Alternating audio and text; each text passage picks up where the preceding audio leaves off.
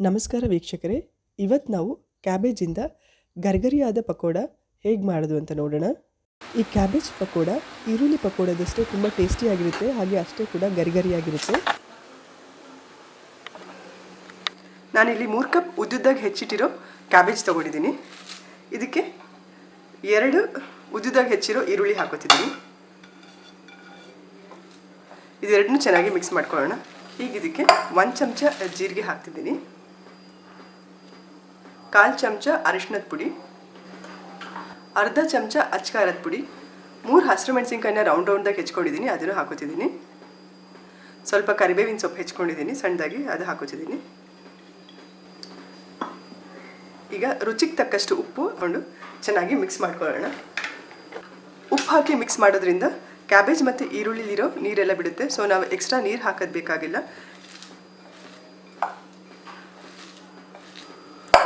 ಈಗ ಬೈಂಡಿಂಗ್ಗೋಸ್ಕರ 1/4 ಕಪ್ ಮೈದಾ ಹಿಟ್ಟು ಹಾಕೋತಿದ್ದೀನಿ, 2 spoon cornflour, ಎಲ್ಲದನ್ನೂ ಸೇರಿಸಿ ಚೆನ್ನಾಗಿ ಕಲಿಸ್ಕೊಳ್ಳೋಣ.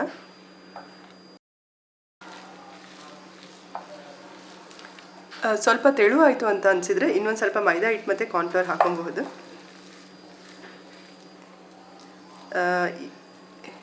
ಅದು ಸಾಕಾಗಿದೆ. ಈಗ ಉಂಡೆ ಬಿಡೋಕ್ಕೆ 1 ಪಿಂಚಷ್ಟು ಅಡಿಗೆ ಸೋಡಾ ಹಾಕ್ತಿದ್ದೀನಿ. ಎಣ್ಣೆ ಕಾಯಕ್ಕೆ ಇಟ್ಕೊಂಡಿದ್ದೆ, ಅದರಿಂದ 1-2 ಸ್ಪೂನು ಬಿಸಿ ಬಿಸಿ ಎಣ್ಣೆ ಹಾಕೋತಿದ್ದೀನಿ. ಇದನ್ನು ಚೆನ್ನಾಗಿ ಕಲಿಸ್ಕೊಳ್ಳೋಣ. ಬಿಸಿಯಾಗಿರೋ ಎಣ್ಣೆ ಹಾಕೋದ್ರಿಂದ ಪಕೋಡ ಕ್ರಿಸ್ಪಿಯಾಗಿ ಬರುತ್ತೆ.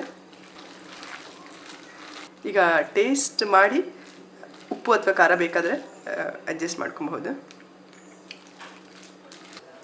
ಎಣ್ಣೆ ಕಾಯ್ದಿದೆ.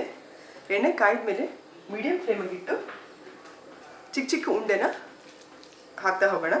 ದೊಡ್ಡದು ಹಾಕಿದರೆ ಒಳಗಡೆ ಎಲ್ಲ ಸರಿಯಾಗಿ ಬೆಂದಿರಲ್ಲ, ಹಾಗಾಗಿ ಚಿಕ್ಕ ಉಂಡೆ ಹಾಕ್ತಾ ಹೋಗ್ತೀನಿ.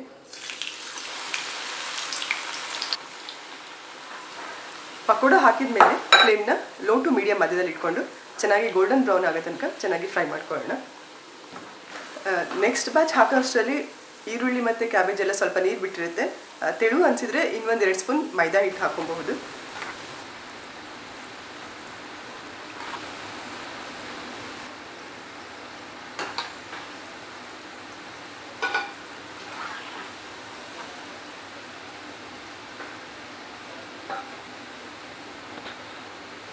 ನೋಡ್ಬೋದು ಎಷ್ಟು ಕ್ರಿಸ್ಪಿ ಆಗಿದೆ ಪಕೋಡ ಅಂಥೇಳಿ.